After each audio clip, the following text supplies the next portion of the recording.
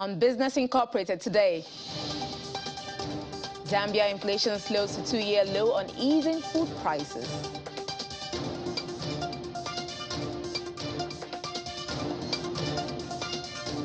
Angola government restructures its credit to reverse country's strong dependence on imports.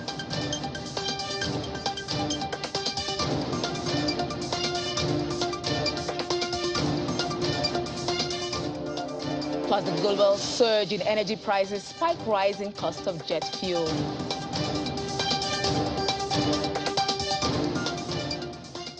Hello and welcome to the program. I'm Will Ibong. We check in first with major equities in Africa, where sentiments were all in the red at intraday. Nigeria and South Africa exchanges traded down. Nigeria's NGX fell marginally at 0.03%. Also, South Africa's JSE dropped lower by 0.84%. Egypt's benchmark performance index was also down over 0.5%. Meanwhile, the Nairobi Stock Exchange closed Wednesday's session negative. Over to the Middle East, where sentiments were mostly negative at intraday. The Abu Dhabi index was the only one in the green, up 0.6%, while Dubai's main index traded down at 0.41%. Elsewhere in the region, Saudi Arabia and the Qatari indexes dipped by 0.23% and 0.18% at intraday. In Europe, the latest is still on the gas roll between Germany and Russia, and the emergency measure being activated by other European countries. So now let's talk to Rob Watts in Berlin to get more updates on the story. Rob, Russia is due to set out its plan to force importers to pay for Russian gas in rubles. What are the latest developments? Well, the concern over Russia's apparent determination to force European countries to pay for gas in rubles came to a head yesterday when we saw Germany's surprise announcement that it was initiating the first step of its emergency gas plan. It asked all German businesses and households to reduce their gas usage as much as they could. This appears to have sent a message to the Russian government that Germany is serious about its refusal to begin paying for its gas in rubles. And it seems to have contributed to something of a climb down from Moscow. During a phone call between German Chancellor Olaf Scholz and Russia's President Vladimir Putin, Putin said that Germany could continue to pay in euros for the time being at least. However, we're also seeing the potential for this crisis to widen beyond gas. Russia's most senior lawmaker has said that Moscow could also start to demand that other key commodities are paid for in rubles. That includes things like oil, grain, fertilizer, coal, and messing with the supplies of those could create very big economic problems for Europe. So all of this is probably driving concern across Europe about its gas supplies now. How are the governments reacting to this? Well, like Germany, Austria initiated its early warning emergency plan for a gas shortage. The Austrians get an even higher proportion of their gas from Russia than Germany, some 80% compared to Germany's half. Both countries are now in stage one of a three-stage plan that eventually leads to gas rationing. Other nations have also been reacting to the looming crisis. We've heard from the Greek government, which has called an emergency meeting of its natural gas suppliers. The Dutch government also says it's urging consumers to cut their gas usage where possible. And the French energy regulator has gone so far as to warn households in France not to panic about this. So it's clear that across the EU there is concern about what appears to be an impasse between Moscow and European capitals, and they'll be urgently waiting to hear what the Russian central bank has to say today about how it plans to implement its plan to force them to pay in rubles. So how are European markets reacting to this uncertainty at the moment? Well, European stocks struggled on Wednesday, not least because of the less optimistic noises coming out of Russia over the peace talks aimed at ending the war in Ukraine. There were also reports of shelling in one of the Ukrainian cities where Russia had promised to scale back its military activity. So that hit optimism. Markets were also affected by some dramatic new data for the German economy as well. First of all, we had the annual inflation figure for March. It rose from 5.1% in February to 7.3% in March. That's a huge jump and the highest figure actually since the reunification of East and West Germany. Prices are, of course, being driven up by rising oil and gas costs caused by the war in Ukraine. The war is also hitting Germany's recovery from the coronavirus pandemic slump. The influential German Council of Economic Experts has slashed its growth forecast for this year from 4.6% to just 1.8%. All of this together contributed to the DAX dropping by 1.5% during Wednesday trading in Frankfurt. Meanwhile, the pan-European Stocks 600 index also declined for the first time in 4 days. Rob, thank you so much for those insights. We'll keep tracking the story and see how it, unfolds. So we'll move over to Asia, where shares in Asia Pacific were mixed on Thursday as oil prices fell sharply in the broader Asia Pacific markets. Mainland Chinese stocks declined on the day as the Shanghai Composite shed 0.44%, while the Shenzhen Composite slipped 1.18%. Hong Kong Hang Seng Index also fell 0.6% as of its final hour of trade. Elsewhere, the Nikkei 225 in Japan closed 0.73% lower, while the Topix Index dipped 1.08%. South Korea's Kospi climbed 0.4% to finish. Meanwhile, the S&P ASX 200 in Australia shed 0.2%. Stock futures were little change in early trade on Thursday ahead of the last trading day of the month and quarter. Futures on the Dow Jones Industrial Average were down 0.05%. S&P 500 futures climbed 0.04% and Nasdaq 100 futures added 0.32%. Today marks the last trading day of March and of the first quarter. The S&P 500 and Nasdaq are on the pace to finish the month up about 5% each, while the Dow is nearly 4% higher in March. Meanwhile, investors are awaiting weekly jobless claims and personal income and spending data to be released later today. We move over to Ghana, where Ghana's parliament has approved a new tax on electronic transactions known as the e-levy. The bill will introduce a 1.5% tax on electronic money transfers, which the government says will help raise $900 million and widen the country's tax revenue to $1.15 billion in 2022. Bernard Asherde, Deputy Editor at Business and Financial Times Ghana, joins us now to discuss this. Hello, Bernard. How are you doing today? I'm good. How are you? Great. Now, the e-levy had been a subject of controversy, and some lawmakers have described the bill as unfair and represents yet another burden for the Ghanaian people. How are Ghanaians reacting to this news? Well, to be honest, Ghanaians are not happy. But as a people, we've taken it in our strides. The bill was announced way back in November, and the government was hoping to pass the bill that same November. Usually, when the budget is read, within a couple of weeks or a month, the budget is approved and appropriation bills are passed. But this is the first time in a long time that we've seen budget read, and then they had to now pick bits and pieces of the budget to approve, and then its accompanying appropriation bills passed, simply because the opposition was vehemently against the bill, and that has dragged on and on and on and on until this month, a couple of days ago, when the parliament finally was able to pass the bill. But even that, the minority walked out on parliament, and so it was just the majority that passed the bill.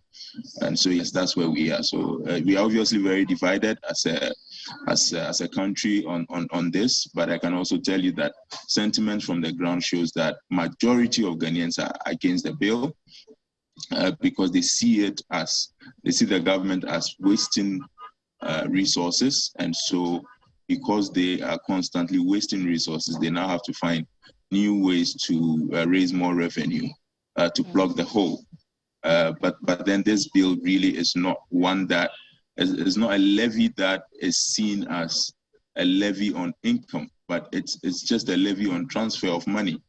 Meanwhile, this is also a government that has constantly pushed a digitization agenda to that, look, we have to move everyone into the financial sector, either through mobile money or through the banking system. And so introducing this bill really defeats that purpose.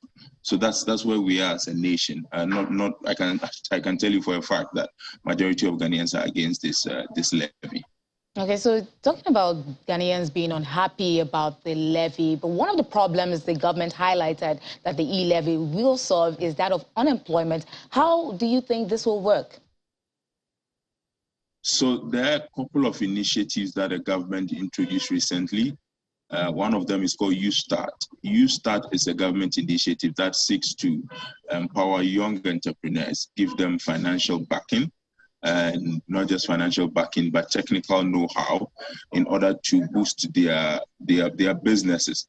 So for example, if you are a local business producing, for example, soap, and you have just about 5 employees, the government sees that as an opportunity and then gets you enrolled onto the YouStart program, where they take you through training, extensive capacity building, and then they give you financial support to scale up aggressively to, say, let's say 100 employees, where you are producing. If you are used to produce 10 boxes a day, you can now be producing the boxes in the thousands, and then they will increase your market access as well and stuff like that. So this is one of the major reasons the government insists that they have to pass they introduce this levy so they can raise enough revenue to support projects like this.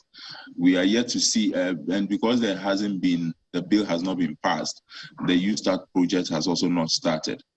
We can only hope that now that the bill is passed, we are waiting its presidential assent, we'll be able to raise the required revenue to support initiatives like this, because really, for the past 2-3 years, the government has been making it clear that the public sector is choked. There's no way employment by the public sector can happen.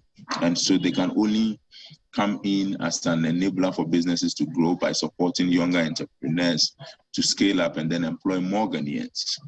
Mm-hmm. So while we wait for the YouStart project to kick off, how is the bond market reacting to this?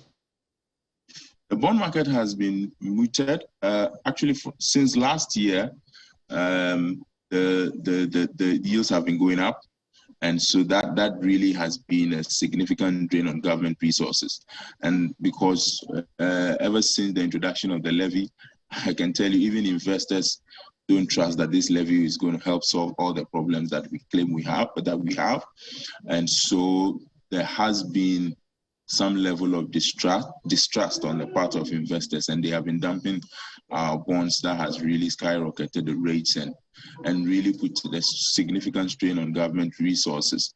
And that also fed into the city facing some challenges in the first quarter. Inflation has also been on the rise. And it has been exacerbated by the Russia-Ukraine crisis, or the war, as some others would want to put it. And so really, we are in a precarious situation, and that we can really only hope that now that the bill is passed, we will raise the required revenue. The government has also promised to inject some $2 billion to support their local currency. From where they're going to get the money from, we still don't know. They're saying that it could come from our reserves, or they're saying that they could secure some new additional loans from the international market. What usually happens is that every year in the first quarter, we tend to go to the Eurobond market. That hasn't happened this year because of where yields and interest rates are. And so if you go in the Eurobond market right now, you are lucky to even get those bonds in at around 10% on the dollar, and that's mighty steep. And so the government hasn't been able to go there. And so it's been trying to mobilize resources locally. And one of those is the e-levy. And so we can only hope that things will come back, the curve will come back to where we expect it to be. But that could be later on in the year. Thank you so much, Bernard, for sharing your thoughts with us and coming on the program. Bernard Ashadi, Deputy Editor at Business and Financial Times, Ghana. Thank you so much for coming on the program. Welcome. And we'll take a quick break. When we come back, more updates from the commodities markets, and that's in a moment. To stay with us.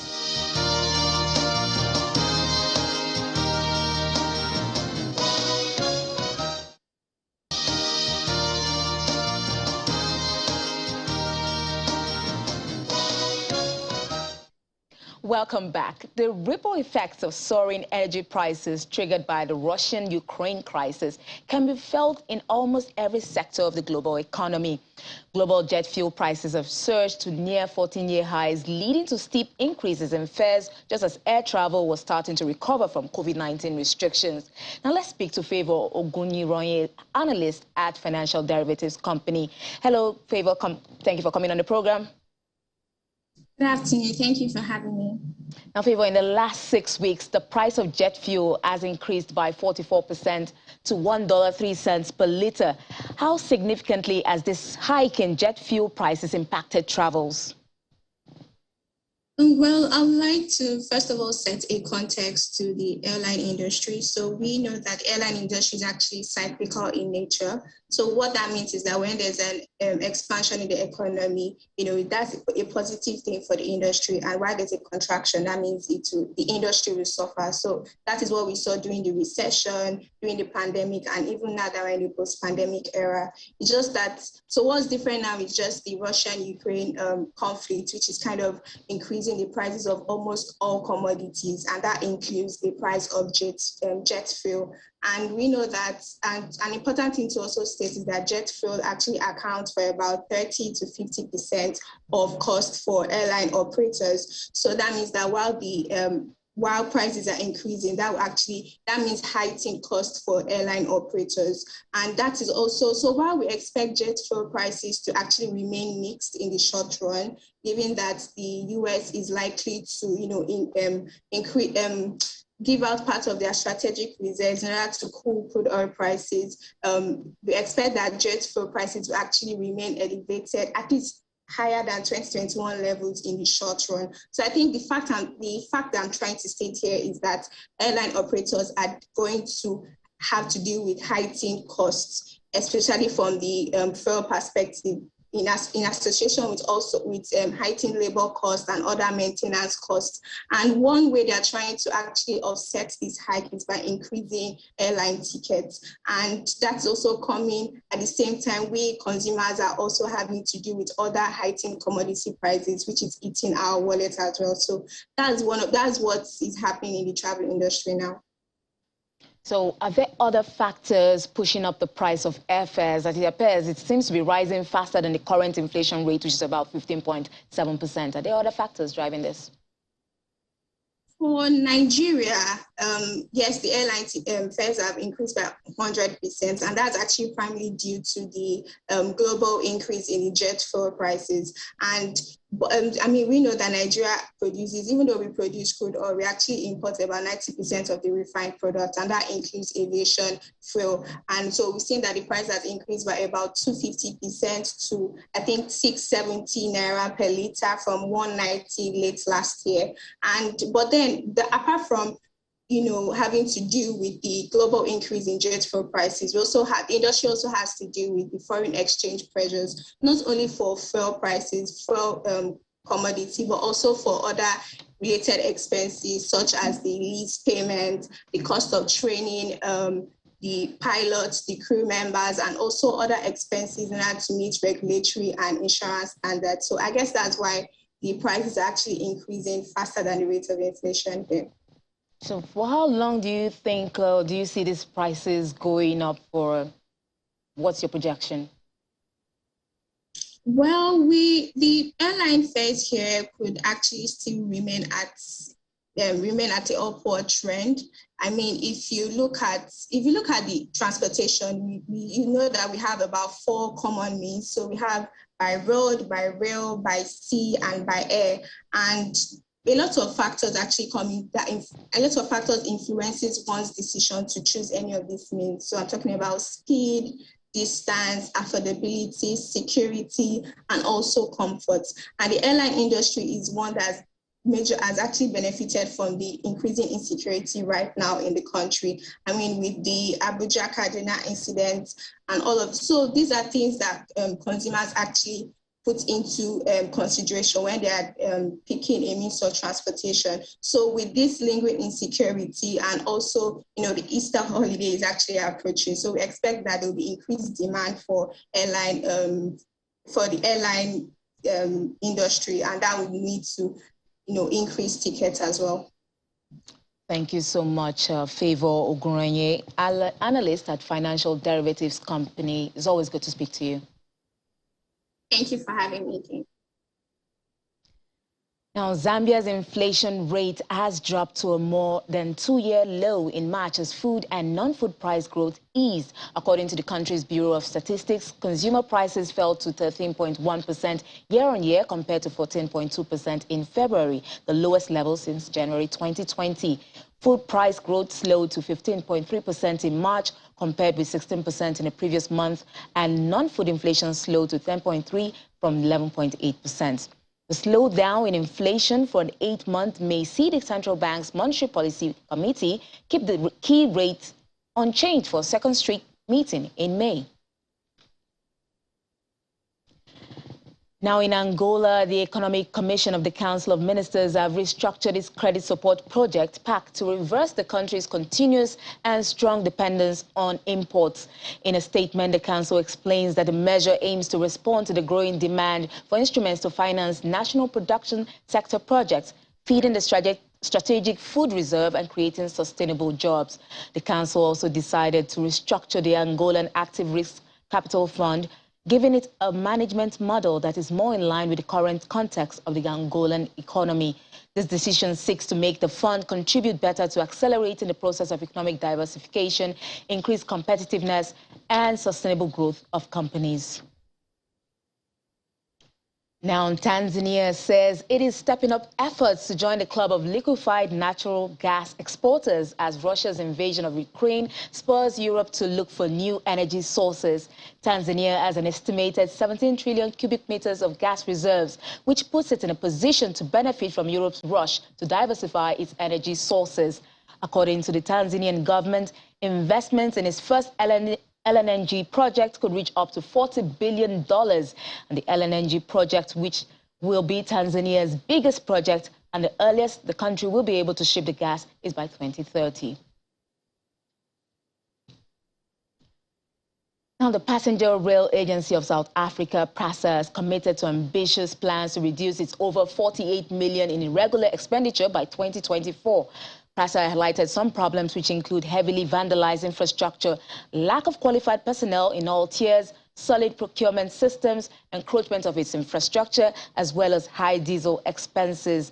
On his part, the Minister of Transport, Fikile Mbalula, says the COVID-19 pandemic exposed PRASA to many risks, especially in emergency procurement, which has resulted in cases of corruption in the system. He further says that PRASA is not generating sufficient revenue and will have to rely on subventions as fare revenue has declined over the last 3 years.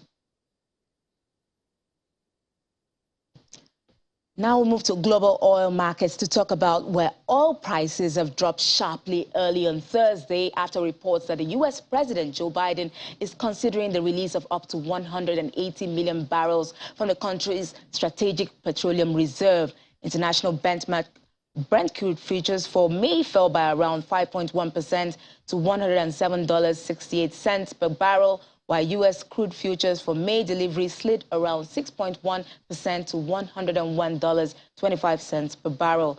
Gasoline prices have surged to record highs on Russia's invasion of Ukraine and subsequent supply concerns driving spikes in inflation across the global economy. Now, gold inched closer early on Thursday, but prices were set for their biggest quarterly gain since September 2020 as the Russia-Ukraine conflict lifted demand for the safe haven metal. Spot gold was down 0.3%, while U.S. gold futures were down 0.4%. The metal has gained about 5.6% so far in the quarter and 1% in the month. Spot silver fell 0.7%, but was on course for its best quarterly rise since June 2021. Platinum shed 0.6%, but was set for its biggest quarterly gain since March 2021. Similarly, palladium was down 0.5%, but was on course for its sharpest quarterly jump since September 2020.